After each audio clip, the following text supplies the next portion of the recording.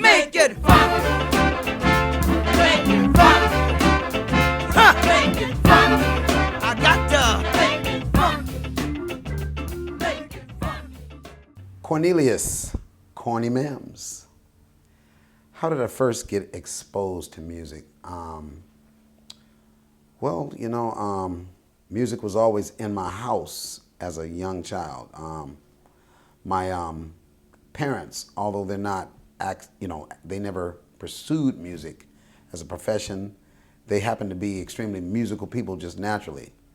So for as far back as I can recall, they listened to music, they kept music, like there was always a piano in the house from as far back as I can recall. So of course that was something that I gravitated towards, was piano, and I think my mom noticed early on that, wait a minute, this kid is kind of picking out some songs, and I think he is really playing the actual song, at a really early age, like maybe 3 or 4. So. And what instruments do you play? At present, my principal instrument is bass guitar. I kind of play keyboard, piano as well. I would have to call that my secondary instrument, and that's about it at this point. I mean, as a kid, I went through the whole marching band of instruments. From trumpet to trombone to tuba. We tried saxophone. There was even a point in time where my mother had me set up to take accordion lessons. It's funny to me because when I finally decided I wanted to play the bass guitar, which was around 12 years old, I was like, Dad, I am convinced I've found the instrument that I want to play, and it's bass guitar. So my father was, his whole thing was like, okay, wait a minute. You've got the Guitar Center under your bed. You've got Hogan's House of Music under your bed. I'm not buying you a bass guitar. You got too many instruments to play already that are just, collecting dust now. I don't know about this bass thing. I can recall myself and my younger sister going to a Jackson 5 concert at the Fabulous Forum in Inglewood. And what was happening was, we were in the nosebleed seats, looking in the binoculars, kind of scanning the front line.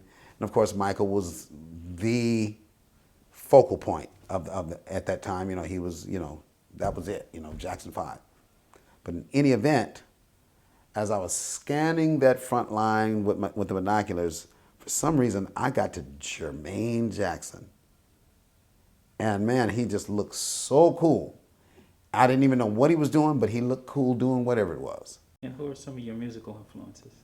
I've got R&B influences like Al Green, Earth, Wind and Fire, the Ohio Players, the Commodores. Let me think. That's actually a tough question because there's so many influences. I've been influenced by all genres, and I try to incorporate a little bit of all of the genres into my, current day musicality. I try not to pigeonhole myself as, hey, this great R&B guy or maybe a great jazz guy. I mean, if I get called to play a rock gig, hey, it's a rock gig, and I got to rock it. Tell me about some of the people that you work with. Well, I've worked with a couple people, If you want to brag a little bit, can you drop a few names? Well, let me see. I mean, wow. Snoop Dogg, that's my boy. I did a lot of work with Snoop back in the day, and we still look cool now. Brandy, Tupac, Mary, Natalie Cole. Gosh, let me think. Who else have I worked with? Michael Jackson, a young man by the name of Michael Jackson. Whitney Houston. Good Lord, Luther Vandross, Howard Hewitt. Oh man, that's a tough question because there's so many people that I worked with at this point. I'm gonna say Gladys Knight. Oh my God, I had the opportunity to work with her and write and produce some things on Gladys Knight, and of course I was completely starstruck because this is Gladys Knight. But in any event, such a professional she is. I mean, I've never seen anybody just just one pass vocals. You know, I mean, first take, that's it. I'm out, you know, and it's perfect. It was a sweet time in her life that I got a chance to work with her, and I reflect on this almost every day, and that's with Brandy. Brandy, I got a chance to musical direct her very first tours. And of course, she was a youngster and she was new in the game, but just such an awesome vocalist, you know, and so ready at 17, 18. You know, I mean, I love Brandy to this very day. And what was your relationship like working with Michael Jackson? Okay. What was my relationship like working with Michael? It's interesting because Michael's, my relationship, there were 3 different relationships, 3 very distinct, different scenarios as it pertained to Michael. My initial situation with Michael was in 1987, and that would be on the Bad album. Now, the Bad album, I was called in now, and this is funny, I did not play bass on the Bad album. A lot of people ask me all the time, so man, you played on Michael Jackson's album? You played bass on Michael? No, I didn't. What I actually did was I actually did drum programming. I did electronic, you know, some drum computer programming on a couple of the songs.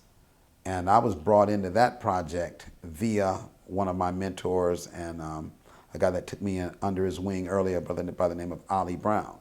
Why is music considered spiritual? Well, I think anything that can have that can affect people in so many different ways, it'd have to be derived from a spiritual place. You know, music has such a, you know, it can affect people positively. It can affect people negatively. It can make people laugh. It can make people cry. It can comfort. It can enrage. It can outrage. You know, it has such a power, you know, music, just the concept of music. And it has been this way, I would imagine, since the inception of music. You know, so I think music is just simply spiritual just because it is. I really can't even, you know, it's one of those great mysteries. When did I finally realize that I made it? That's a kind of interesting question. In my mind, I thought I had made it in the 11th grade. I mean, I'm from Gardena, California. Gardena for life, Mohican for life. And I played and I grew up with musicians in school. And the beauty is that even today, right here, right now, I'm still working and we still play together a lot just as we did as we were kids. But by the time we got 15, 16 years old, we were ready. We were pros. We were at pro level. And in my mind, you know, I mean, as a bass player, I think I might have been better at 15 than I am now. To hear something that you created from a songwriting or a production standpoint on the radio, and then to hear it over and, you know, it's getting into rotation. That was another thing. And then also I come from a band that kind of derived from some of the groups I was in as a teenager and as, you know, coming through school. And our band was called Tease. And Tease was outrageously talented group of guys that I grew up with, and we were kids, and my man Kipper Jones and Derek Oregon, Thomas Oregon, Rex Salas, Joe Parson, Chucky Booker, and myself made that band up. But we got a record deal in 1983, and so once we did our first album, and then now you're seeing yourself on the back of an album cover. I'm like, oh boy, this is what I'm talking about. So, like I say, there's a few different things that have happened over the course. And here in recent times, I've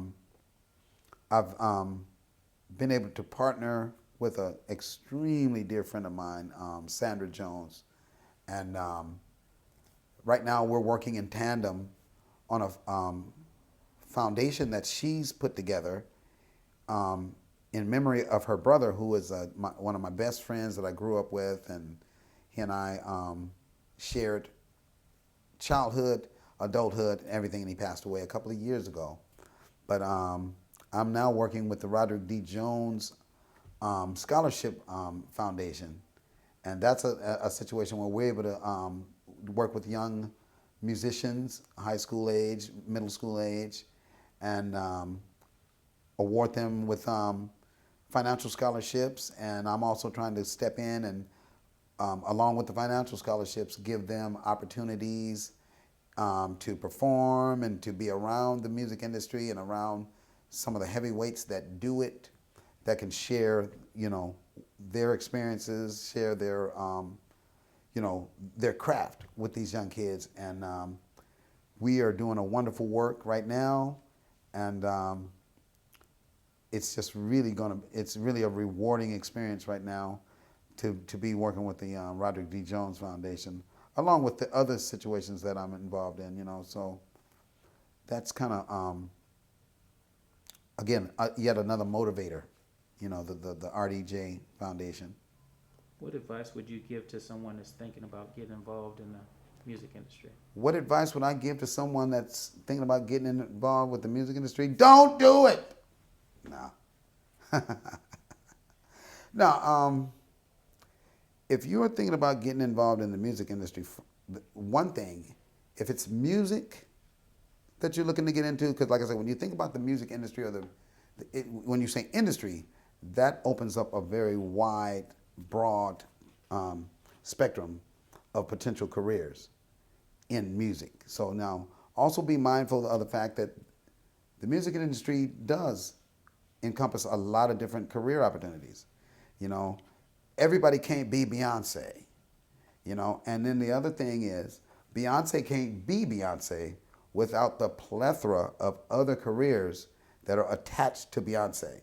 But then if it be music, if it actually is music, if you are an instrumentalist or vocalist, the greatest foundation you could possibly have, and this is why I'm so thankful for the way myself and many of my colleagues and my classmates that we came up here in Gardena, we know music. Music, man. If that's what it is, know music. What is your legacy, and how would you like to be remembered? What is my legacy, and how would I like to be remembered? Let me start with how I'd like to be remembered. I'd like to be remembered as a man that did his thing musically. Definitely, when Cornelius Mims is involved in the scenario, he makes a difference, a positive difference in whatever the scenario is. So I want people to just think, man, I had a lot of fun with Corney. But now as far as legacy goes, I'm happy right now and content right now with the fact that I have been a part of enough things, and especially recordings, that, and I mean wonderful, great stuff that will live beyond me.